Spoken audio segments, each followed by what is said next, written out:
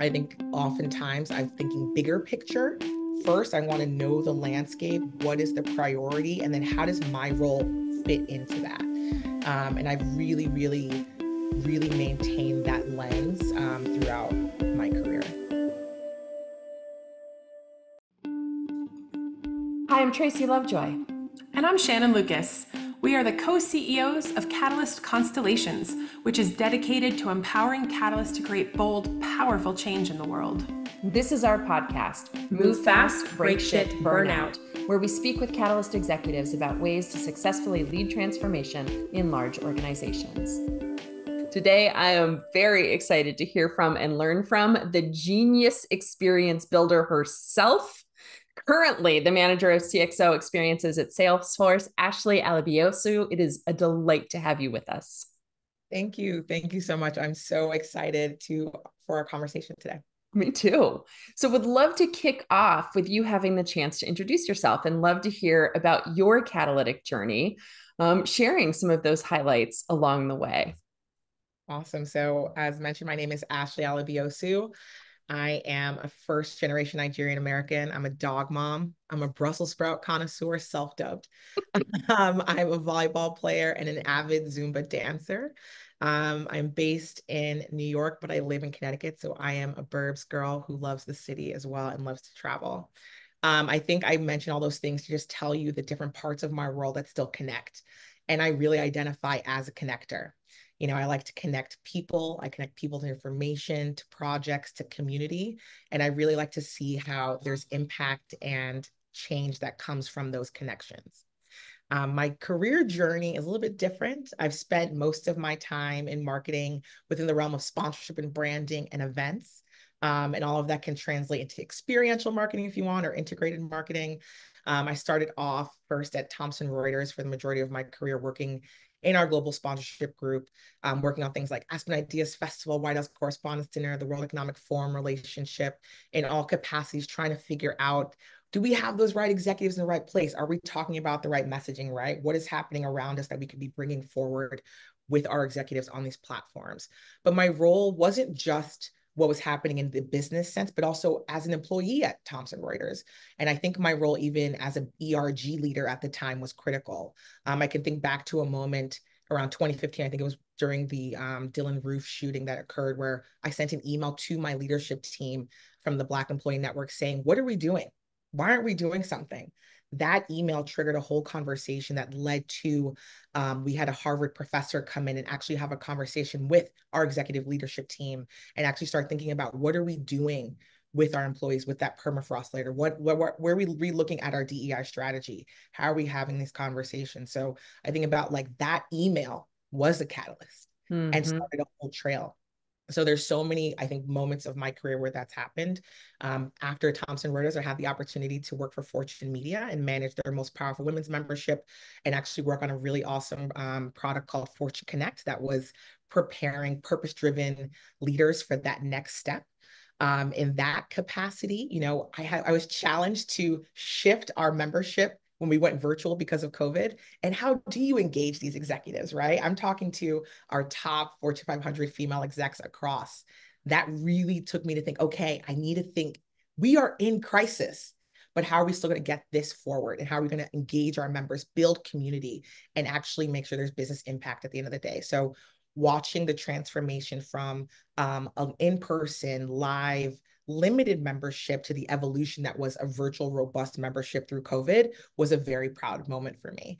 And my time at Fortune was amazing. And we spoke and partnered so much with Salesforce. And I was like, what's going on at Salesforce? And that's where I am today, working on our CxO Experiences, where we target CEO, CMO, CIO, and CROs in our programming. And Salesforce is such a large organization, right? Our ship is often being steered in different directions. In my role and capacity, I actually have taken on where we think about our micro innovations that will impact that macro, right? We have so many tools at our disposal. And so I've taken more of a tech lens of, let's fix these smaller operations so that can eliminate the need, so we can focus on what actually has to get done. I think oftentimes I'm thinking bigger picture. first I want to know the landscape. What is the priority? And then how does my role fit into that? And I've really, really, really maintained that lens throughout my career. I'm hearing that as a theme. So I love that you end with that. And I'm curious, as I ask you to talk about what the concept of catalyst means to you, I'm curious if that lensing is an element. So that's here with me. So tell us in your own words, Ashley, what does the concept of catalyst mean to you?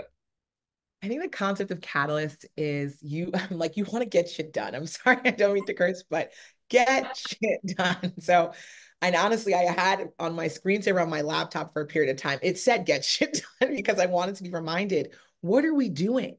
Mm-hmm. I come in and I'm like, what does the team want to get done? Let's cross that finish line. That's like my first goal. But I'm like, before we can do that, what are the larger factors that play before we can actually figure that out? So that's why I keep kind of zooming out. Any organization that I've joined or been a part of, I often come in and I'm like, okay, we're in this part of the org, but where is everyone else around us? Okay, what does that team do? I will go and join other team meetings. I will go and listen to what other departments are working on, right? I might subscribe to newsletters that they're putting out just to see like what is the language landscape and actually happening and insights around our organization that's going to come back and change our lane, whether it's now or later, or is there going to be impact later? So I try to listen outside of my role, if that makes sense, and bring that in. And then also take time to build relationships outside of my role to bring. Mm, And so with that, right, with the information that I can gather, with the relationships that I can build, then I can create a concept or focus on what can we break? What can we fix? mm. What can we do to change and make a path to get to that team goal? Does does that desire to look at the larger factors and then think about what we can break, does that ever conflict with getting shit done? Absolutely. Absolutely. Because as we know, at a large organization, alignment is critical. So as much as that big picture to me, like when I focus on like, I'm like, okay, well, let's think about how we can fix this. That may not be the business priority, right? That may not be the business priority for my unit, the larger unit, what's happening for the quarter, what's happening for that Mm, half of the year.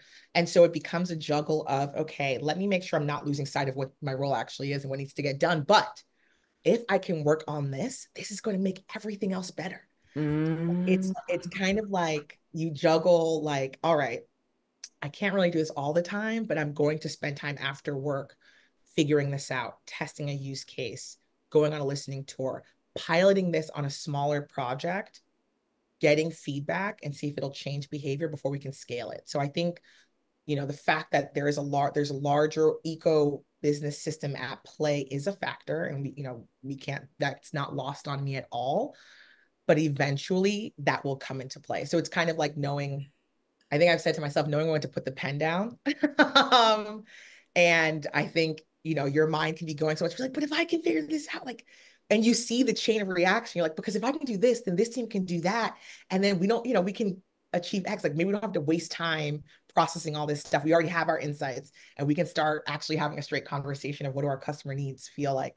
What do our customers want to experience? Okay, they were with us on site. Now what can we prepare for their next experience that actually, makes them builds a stronger connection to our brand. So yeah.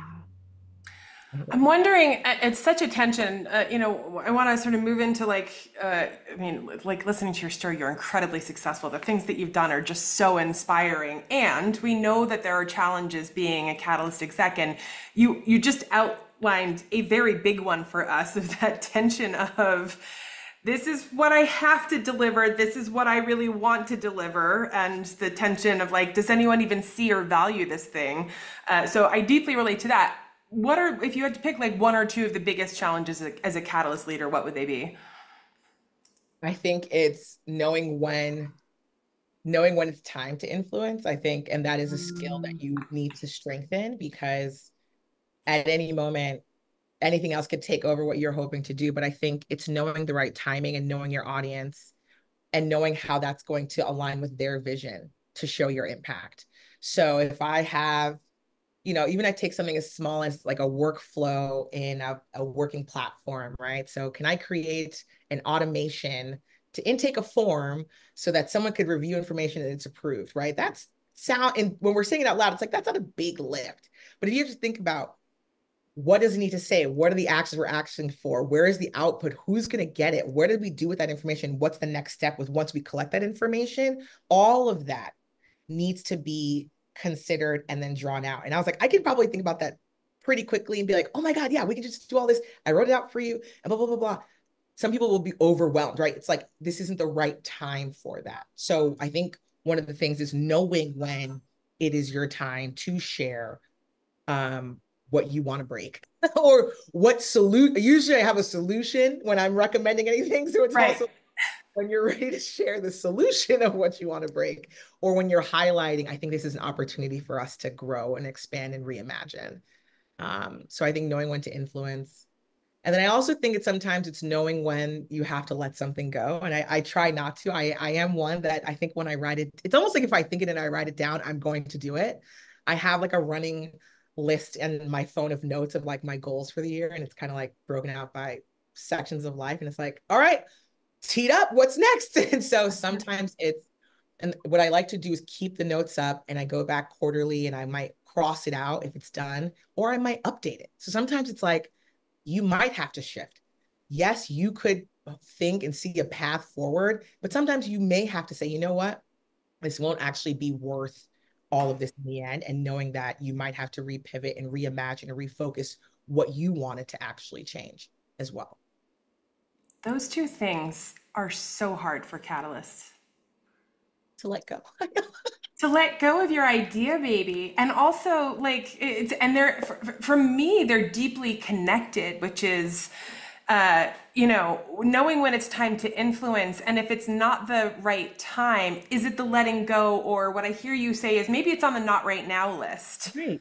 Right? Maybe it's in the parking lot, right? In Maybe the it's in parking the lot. parking lot, but And I yeah. love your discipline of going back to it.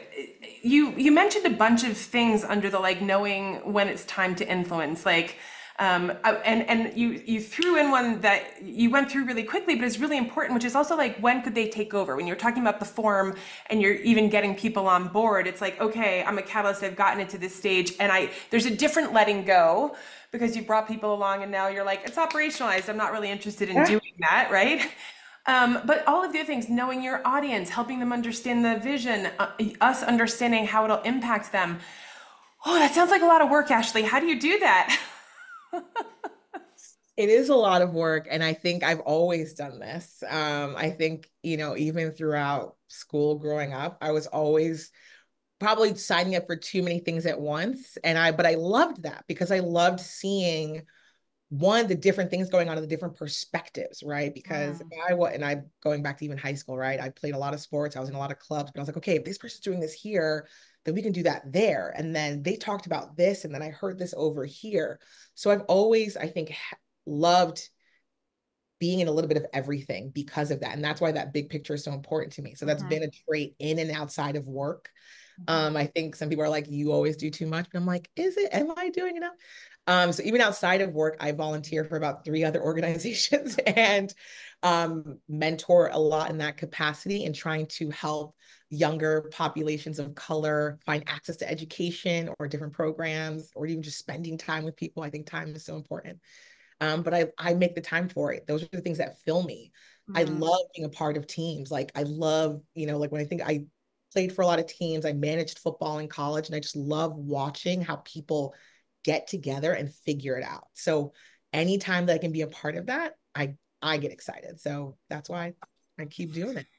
It's fascinating because, as I was thinking about, it's like, as you started answering, I was like, yeah, that feels like a lot of work and maybe an energy drain, but you ended with, I get so much energy from this.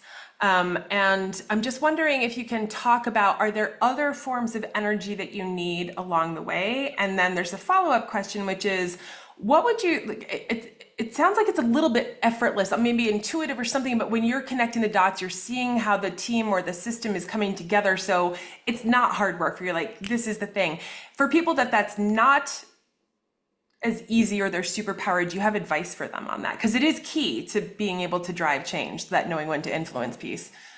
Yeah, I mean, and you're right. It does energize me. I mean, and I sometimes need, like, if I enter, sometimes when I'm at work events and we're doing so many things running around, I'm almost like, I need to take a break because I'm like, my energy level is like going around. I want to talk to everyone and talk about everything. So I do try to schedule myself out. I actually do make a list. I think lists and routine are actually, my list routine is really important. Nice. Every morning I have these like lined, actually, I think I have one right here. I have these lined colored post-it notes. And I actually, depending on the day, I'll pick the color based on my mood. And I just make my list. And I'm like, this is going to guide my day. So this is what we're doing today. And we cross it off. I also have a list on my phone of my personal reminders for the day. So yes, that's so much, but I will focus on, okay, today we're going to go get X done. This organization after work, I'll work on this today. Tomorrow's this, and that organization I'll work on tomorrow. So I do really lean on scheduling, having it on a calendar. I know I overbook myself and I try to do my best to mitigate that and manage expectations. But I definitely think calendaring list, looking at your time and really being intentional about your time is important. I also will actually take, and yes, I'm very out with a lot of people, a lot of things all the time, but I will take moments for myself. Oftentimes before a project and preparing for things, I write a script, I rehearse my script, I will walk and talk to myself out loud and record it and play it back to myself. So I think for those who may not be as comfortable, write your talk track, practice your talk track, but be very smart about that talk track, right? You don't want to be too verbose. You want to hit those critical bullets first. What are you trying to get across? And what is going to be important for your audience here? So knowing your audience. If I'm going to be presenting to a senior level leader, they don't need to know the nitty gritty of the logistics, how it's going to get done. They need to know what is the end result and then what is the impact here? Is it monetary? Is it a resource needed? Right? So tailor your conversation to your audience, but practice, write it down.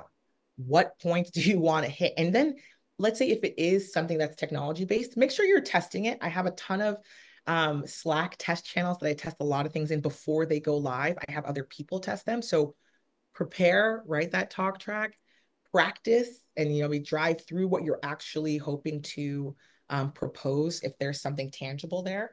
Um, I will like to, bounce an idea off of a colleague to just get validation as well, right? You don't want to necessarily go in fully without a check sometimes with someone else if you are going to another leader. So gauging that before you approach someone, if you have the opportunity, I would also highly recommend. I love the intentionality. And I think that like up and coming, not even just catalysts, like people in the world are like, oh, by the time you get to a certain level, you can just, it's natural and you can phone it in. It's like, no, like the CEOs have to sit down and prepare for the board, and we have to sit down and prepare for the CEOs every single time, or whoever it is. So going back, if their natural skill isn't to understand how and when to influence people, do you have any more pieces of advice of things that have worked there? Yeah, I mean, I think I've leaned into that's when my listening tours and when I'm paying attention to the larger conversations have come into play. So if you want to try and influence maybe your department level down, right? Are you paying attention on those town halls and those conversations of what's happening this next month, this next quarter, right? I think working along that timeline of what is the business priority for our team right now within the next couple of weeks, months, and using that to time your influence. Because again, if you have an idea you want to raise and it's just like this is our busy season, this is coming up, we have requarterization happening, we have end of fiscal, if you're not aligned with the timing of what's happening in your organization, you could lose that support immediately. So I just think it's incumbent on you to also do your due diligence to know what's the climate that I'm proposing this in. Because some of it's just out of our control. And so just preparing for that when you want to influence. It's really strong advice in it. Like people are so busy and so zoomed, teamed, whatever out. And my younger self, even, I wouldn't make the time. I was like, why do I need to listen to the town hall? As a catalyst, it felt like such a waste of time. It felt like the Charlie Brown teacher, wah, wah, wah, wah, right? But the more senior you get, the more you realize, like paying deep attention to when the SVPs and the C-suite are getting up there and giving the guidance. Like if you're not responding to what's going on there, you're going to be out of lockstep with the organization. I love that. Going back to so that's super concrete advice. Thank you. Going back to the knowing when it's time to let go. Oh, how do you know? I mean, because the attachment can be so deep And like, Yeah. especially if it's connected to like personal purpose or our values. Oh, so deep, so deep. And I do think there's a lot of moments where I've leaned on mentors and to Mm. have a more objective conversation with me around, do you think this is a smart concept to keep driving towards? Like, what do you think? I'm getting some pushback. I'm feeling a little bit of tension here. And, I think I've had some really strong former mentors. Jackie Curitin's one, Eileen Lynch, when I worked at Thomson Reuters, is another, and actually still kind of mentors me now. And Sneha Shah, critical mentor to me too, who would be honest about, I think this is something you need to move on from. So, or this isn't the right time, let's parking lot it. So I think having, some people say a board of directors or having an advisor, but I do think leaning on an objective external person can be helpful, just to help you think through and validate it. Because you can obviously get very caught up in your own thought process and just think that, of course I'm right. This has to be right. Yeah, like this is, I'm like, how can I be wrong? So I think allowing yourself to be vulnerable to that Yeah. is tough. But I think a strong part is trying to still have a conversation with someone who can say, let's think about this. And that goes back to, like I'm saying, the timing when to influence. That's still a check, right? That's kind of still another checkpoint. Totally. But I think it's knowing who to go to for that. And so I would lean into a mentor if you have one, and choose that path. And get one if you don't, it sounds like. And also a critical piece you said is like, and listen to it with some vulnerability and openness, right? So it's not easy being a catalyst, and you outlined a couple of the challenges. If you had a magic wand and you could change anything to sort of make yourself more effective or overcome those challenges, what would it be? Whoa, more effective or overcome those challenges. Oh my goodness. That's a great question. I think I would probably say, as much as I say I do a lot, I probably would slow down. I think I would probably, sometimes I like to work on probably 4 to 5 things at the same time. And as much as I'm saying, I love it, I love it, I love it, I do think, sometimes I think it can be a buffet, right? It's like, I want to do so much. Is everything going to be great? But if you do 1 to 2 things really hyper focused, it's going to be amazing. So Yeah. I would say, even for myself, as knowing that I have the capacity to do a lot, it's not always necessary. You don't always have to go full burnout, full throttle all the time. And so that's, I think, a challenge that I'm still working through. We have a good friend in the network, Shakia, and she brought this gift to us, which is like, no is a full sentence. And also, there's an interesting connection because I hear you mentor people. Like, also, sometimes you can pass those opportunities on to others, which becomes a gift to them, which was a really profound learning. All right, one more question along this line, which is we're seeing this tension in business today about like needing to keep the lights on, the foundations, going back to core principles for the business, while there's a demand on the business to deal with the ever accelerating change of speed and developing more resilient and agile culture. I mean, I know Salesforce has excelled at a lot of that for a long time, but I'm wondering if you have advice for other Catalyst leaders about how to walk that knife edge of not being too disruptive, like keeping the revenue, like you're super focused on what the needs of the business are while doing the change. Like, but if I could just fix this thing over here, it'll make it all better. Yeah, yeah. I mean, I would still go back to doing my role first. That is primary. Doing my role first is primary. And then, like I said, and then making the time for that when I can. So I think that tension has been around for a while. I don't know when it'll subside. But the primary is getting my job done because that's my goal in terms of me wanting to remain at my organization. But it is making that extra time, and where do you find it? And I think there's a lot of rhetoric around, like, how much work do you do outside of your role? And it's like, I think to be a catalyst, you're doing work outside of your role. Like, that is a reality, in my opinion, is you are kind of up looking things up and doing research and questioning things. Like, I think that is so important. Towing the line, though, I think it's still, you need to be aligned to your business priorities. And I think still in that, when you look at maybe it's the earnings for the quarter, what the outlook is, right? Looking through those details. Okay, we are projecting and forecasting. This is what we're working towards.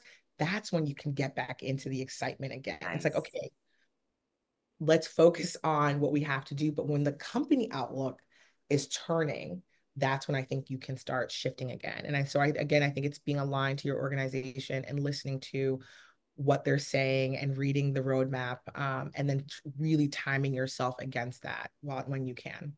Sounds like one of your superpowers is sensing, which I think is really Mhm. key. Yeah. Yeah, thank you. I would say that's funny you said that because that's another lens to think about it, because I was actually saying, like, I think one of them is making people feel comfortable, but I think part of the reason I can is because I can sense going into a situation and an environment. So I'd love to, there's so much you've shared that is wisdom for others, but I'd love us to kind of hit this head on. There are places that we see catalysts get stuck, that kind of there are behaviors we can exhibit that keep us from moving toward more senior leadership positions. I hear so much wisdom in what you have learned through time. And so I'd love to, hear from you. What is it that you have found is really important for us to consider as we want to move into executive positions? What can hinder us in those levels given our catalyticness? yeah, I mean, I think the hindrance again can kind of be sometimes getting in your own way, because you might get so tied to an idea that you want to see come to fruition, and like going back to knowing when to let it go. And I do think Yeah. that can actually impact you over time. I've learned that, like, as I've said, I've worked on that and learned that. um I do think, the Sunday Duckett, the CEO of TIA, was recently quoted by Fortune saying something to the effect of, job titles come and go, but the story that's told about you is what remains. And so I think about, in any of the work that you're doing, what impact are you leaving on the team and the organization, and thinking about that, right? So is the brand, yes, she had a fantastic idea, and she got some of her ideas through, but when she couldn't, she was out of the game. She couldn't focus on Mm-hmm. anything else. She couldn't, she wasn't a team player anymore. So what is the brand and the role you're playing on your team that you want to travel with you across and up an organization, and keep Mm-hmm. that in mind when you are working and when you are breaking things. Because you do want to be mindful of that if you want to be in a position in an organization. So I do think that's really important too. I have a curiosity. Yeah. You've shared, across this call, I like to get shit done. That's, a core catalytic trait that people look at you and say, she does too much, too many ideas at the same time at work, 3 organizations you're volunteering with or more. Typically, folks that we see that are kind of in the, like, get shit done, go, go, go, don't take a lot of time for reflection. And yet, across this conversation, to Shannon's point, one of the key things you're teaching us is you have to pause. You have to think about the bigger picture. You have to sit and think about what's important to you and what do you want to develop. You have to sit and think about what's important to your audience and the person in front of you. Mm-hmm. How does that happen? Because I haven't heard that how yet, right? Like, if you're just like, I'm get you done, but you're telling us again and again, reflect. Tactically, what does that look like in your life, Ashley? Great question. Yeah, it looks like a calendar hold that I have once a month, where I say, I'm going to sit down and look at my month. And in that moment, I sit down and I think about, okay, at work, these are all the things I'm focused on. Is this project still happening? And I sit and I reflect. And Salesforce has a really fantastic gratitude culture. And so I like to Mm, try and exercise moments of gratitude and thinking, like, okay, like, this was accomplished and this was great. And so, because I do think there's moments in, I think, my past where something's done and I don't appreciate it, and I'm just so on to the next moment. So I mhm. have to learn how to just stop. And so part of that is having that calendar hold to stop and think, okay, what was done? Let me literally, I write physically a lot still. I have notebooks that I am actively writing in, and then I go back and look, okay, what did I say about this before? Is that something I still want to do? Is that someone I still want to speak to? In addition to that, I do like to hear from a lot of different people. I put on time on people's calendars, spend a lot of time talking to other people. and making the time to talk to other people, and not just about work, right? It's just a 15-minute, how are you? What is happening in your world? And then work. So I think mastering my schedule and making time to sit down and download things, whether it's what happened in the month, what's going to happen next, what is the outlook, who do I need to still talk to, what did this leader really think about, what was that leader thinking about. I think you physically need to like sit and think and actually like actively, in my opinion, consider those things. But these are all skills that I was taught. These weren't natural skills, right? I think I can say Sneha, who would be like, Ash, like she gave me templates before, like, let's write out what are the things you want to work on towards that next point. And then my career coach reemphasized that. And then, within Salesforce, we have other kind of documentation that reemphasizes that. So it really is a way to hold yourself accountable, to take that time. And it's a lot of like, let's iterate. Okay, that didn't work last quarter. Let's iterate. What does that look like? But sitting down and actually looking at it, reflecting on it, reviewing it, crossing it out, writing again. Let's revisit this. So I will take the time for that activity. And I know a lot of people don't like to use pen and paper still, but I do. So, I mean, and I am a tech heavy human also, but I still love pen and paper. So yeah. Tracy and I do too, totally. And I love the invitation because it's not a superpower for most catalysts to like carve out the time. and I mean, it deeply resonates with me because I have blocks of time, like every every afternoon from 3 to 3:30 on my calendar is my break. Like I'll have been largely back to back to back. It's like, it's not my lunch break. I'm just doing something going outside, reading a book, whatever it is. Right. But you have to treat it. I mean, we talk about treating it like a meeting with your boss. You can't just be like, oh, and I can throw that one away. Otherwise it loses its potency. I just wanted to highlight one thing that you talked about in there. The scheduling is super important, but you were also talking about like the thoughtfulness of the time with people, and that it's maybe not agenda less because they wouldn't take the meeting necessarily with you, but your agenda item first is the connection and the trust building. Yeah. And another superpower that you clearly have is community building at the highest echelons in the world, literally. And so I'm wondering if you can just take a minute to speak to that, because that can feel to catalysts like the not getting shit done part. Like, all right, let's have a call. I just need to get X, Y, and Z done. And I mean, I personally love the catching up and having the conversations, but what's your advice for catalysts about how to think about that? Yeah, I think it builds your network and it ultimately will build your influence. Like I love to meet people from different parts of the org because you never know when your path is going to cross. So I can even say like when probably in the first couple of weeks of joining Salesforce, there was an executive who was on one of my onboarding calls, and I messaged her right after and I was like, can I just chat with you? I loved what you said. And now that's one of my mentors and we meet quarterly. Now I get information about what's happening before some things might be going on.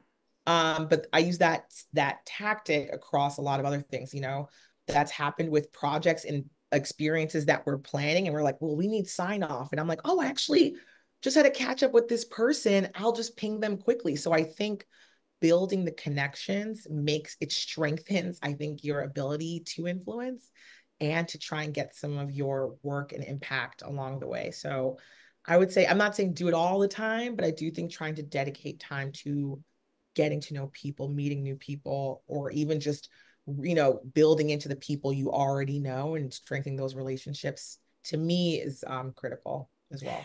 And does that tie back? I wrote it down. We're going to put this on social. The comment from the CEO of TIA, who's amazing. The job title might come and go, but the story they tell about you is going to stay. So do you bring that into the conversations that you're having with people, sort of as an intentionality? Yes, I try to. I mean, I like to tell people about the things I do, and I say that because I don't know who wants to do it as well. I'm like, oh, I volunteer for the Resolution Organization, right? Like I'm talking to a student who's trying to create a hydrogen stove to challenge one of the SDGs. And I'm like, who knows who could be interested? Who knows who may know something? So even in that is an information exchange. So as much as I want to hear about the person, I want them to know this is what I'm working on too. Is there something that could apply for you? Is it something that you want to be a part of? Is it something that sparks something catalytic in your mind? And so I think just connecting an idea exchange is great. I love a good little brainstorm, or even like a working session you could be on with a friend and you're like, I'm working on this. Are you working on this? And then you guys start talking out loud and you're like, whoa, whoa, wait, you just solved what I needed. So I love those moments, but I know not everyone may want to connect and talk all the time, but I do think there is value in that if you are able to. Ashley, you are super inspirational, and it sounds like with intention you're working also to inspire people who are doing amazing shit in the world. Who are a couple of the inspirational catalysts in your life, maybe past or present? Yeah, so I mentioned a few earlier, but I'll say them again. So Yeah. Eileen Lynch is a major catalyst in my life. Jackie Kiritan, Sneha Shah, Saeed and Ash Carter. So these were all Whoop, former whoop. execs that I used to work with that I admired and really were inspirational along a lot of my earlier career. I honestly would say right now, a lot of my peers who are, I think, now taking the plunge to create their own opportunities. I have two friends, Alyssa and Perry, who just launched a company called like Brown. I think it's Brown Skin Bride. I'm going to tag it below. Or you guys can tag it below. But creating a company that has engagement and bachelorette like goods for brown skin people, which doesn't exist. So Nice. when I look at how my peers are starting to challenge the world and what we're so used to, that inspires me. And so I'm like, you can have so many parts of your career. Yeah, I work in corporate and that's right now, but I could do so many other things. So I think seeing how people are utilizing their time always inspires me. People who like take the plunge to do something on their own. I'm like, whoa, you are fearless. Like, I'm like, I love a team. Teams are safe. So I'm often inspired. I mean, Tracy, hearing your story alone and reading your book as well, and the people you've spoken to were all always inspiring. So I like to draw inspiration from people I hear and listen to. But a lot of my peers right now who are doing a lot of cool things are really driving me. So You're inspiring to me. We also get inspired by Jackie and Sneha and Saida, so big shout out to them. So it sounds like, was it Eileen the first one that was on that list? yes, So yes. it sounds like if she's on that list, I think we need to talk with her. I Thank think you so. so much for sharing your energy, your heart, your wisdom. This has been a lovely conversation. Thank you so much. So great to join you guys. And to our listeners, thanks for listening. If you'd like to learn more about how to create bold, powerful change in the world, be sure to check out our book that she was referencing, Move Fast, Break Shit, Burn Out. And of course, you can always go to our website at catalystconstellations.com. If you enjoyed this episode as much as Shannon and I have, please take 10 seconds to rate it on iTunes, Spotify, Stitcher, or wherever you listen to your podcasts. And if you have other catalysts in your life, hit the share button and send a link their way. Thank you again, Ashley.